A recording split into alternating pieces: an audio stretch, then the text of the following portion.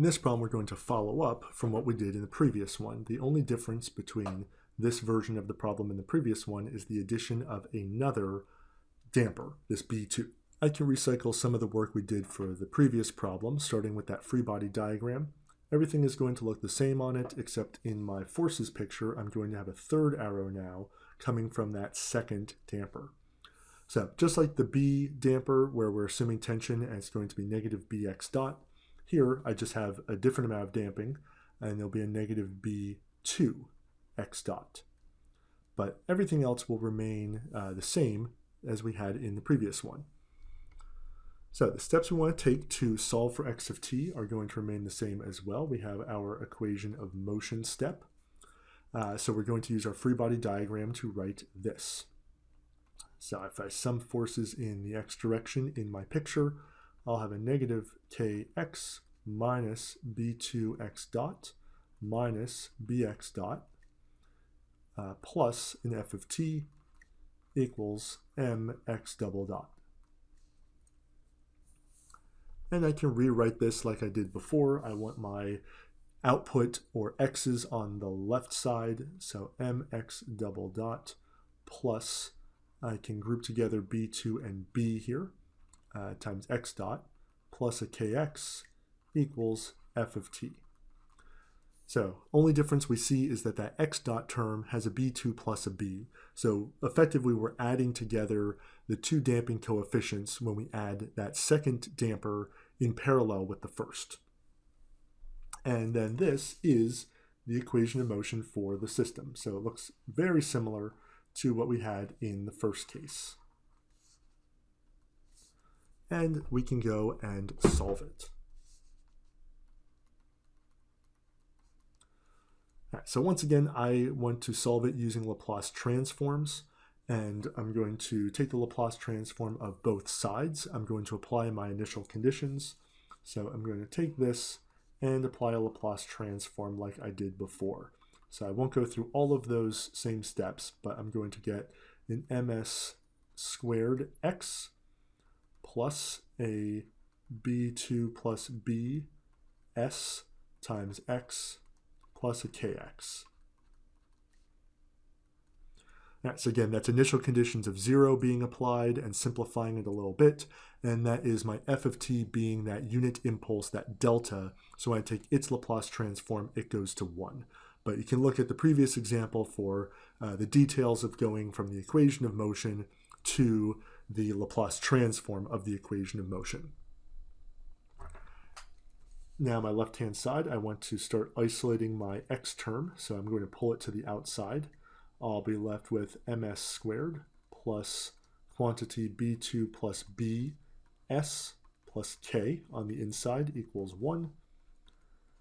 And then finally, I'm going to have 1 over ms squared plus b2 plus bs plus k on the right-hand side. So it looks pretty similar at this point to what I had before. Now I can apply the parameters I was given. M is 1, K is 6, B is still 5, and again I add this B2 of 2 Newton seconds per meter as that second damper.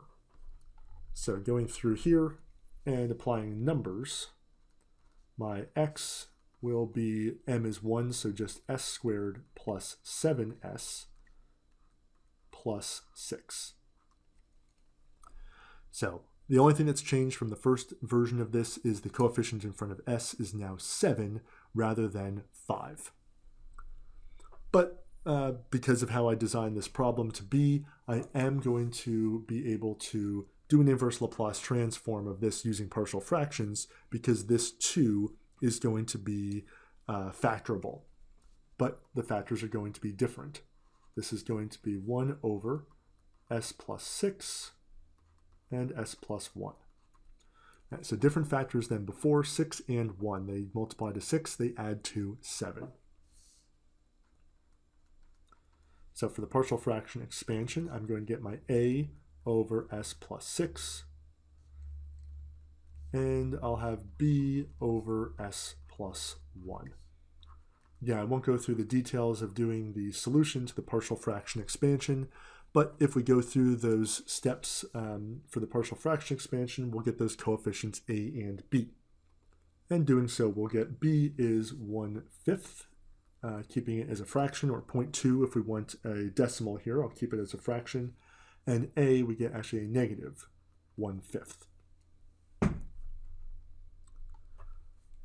With those coefficients, now I can rewrite this one more time. So negative 1/5 times 1 over s plus 6 plus 1/5 times 1 over s plus 1.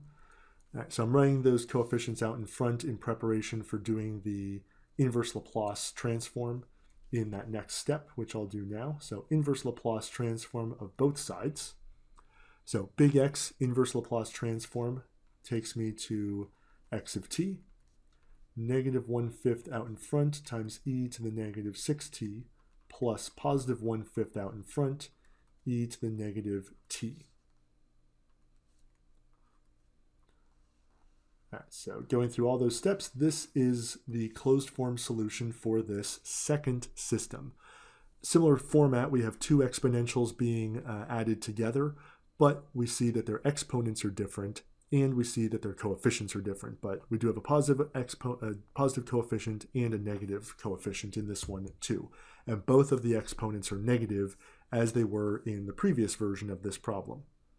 So we modified the original problem, we added that extra or that second damper in there, and we've changed the response of our system. Even though the rest of the problem was the same, the spring did not change, we're still giving it that unit impulse, and the mass was still that 1 kilogram.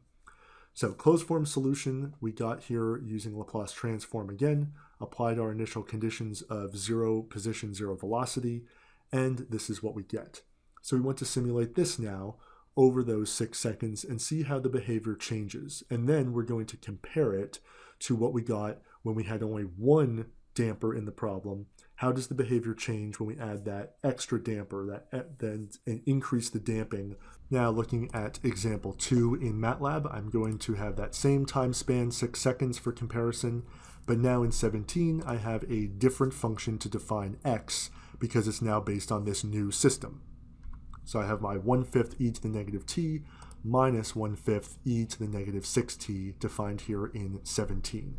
And then I'm going to plot this. So same general shape that we saw before. We'll see them both on the same plot in a second for a better comparison. But once again, we start at 0 seconds at 0 position, and that was our initial condition. So that again, that better be true. And then we hit it with that impulse. It's going to go below that horizontal to some maximum value. In this case, it's about 0.12 meters or so. And then it starts to come back to the equilibrium point, rising up vertically, and then slowly asymptotically coming back towards its equilibrium position of 0. Now, let's see them at the same time for a better comparison of the two systems though.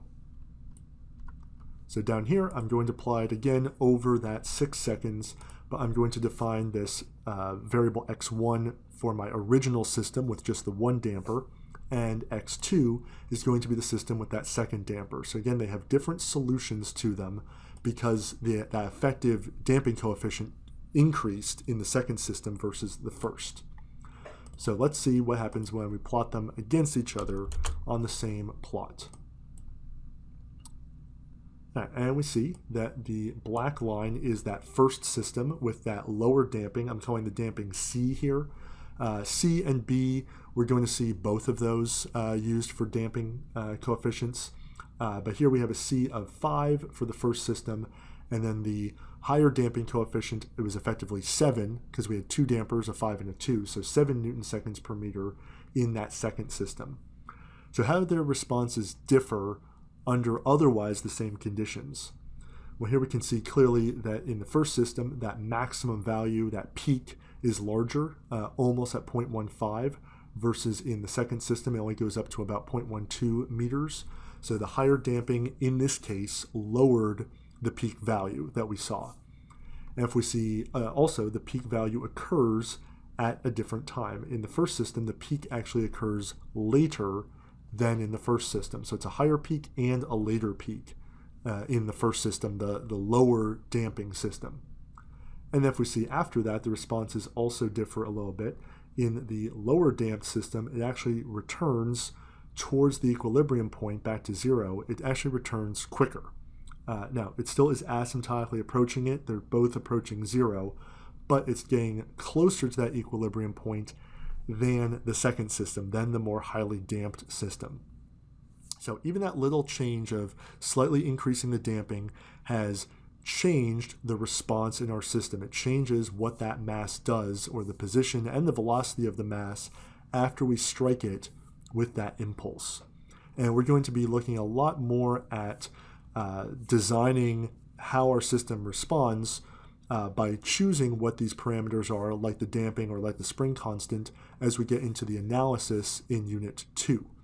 And there's going to be times that maybe we don't want a peak that is that large and we want it to be lower, but we see that by here just changing the damping, we changed a lot about the response in our system. It responded slower, I'll say, when we increased the damping, even though the maximum or the peak was lower. So sometimes there's going to be trade-offs in what we can do as we change parameters in our system. It's not going to necessarily be easy to just change one thing about the response, the peak, what we call the peak time, or how closely it gets back to its equilibrium point. They're all going to be interrelated as we look forward into analysis.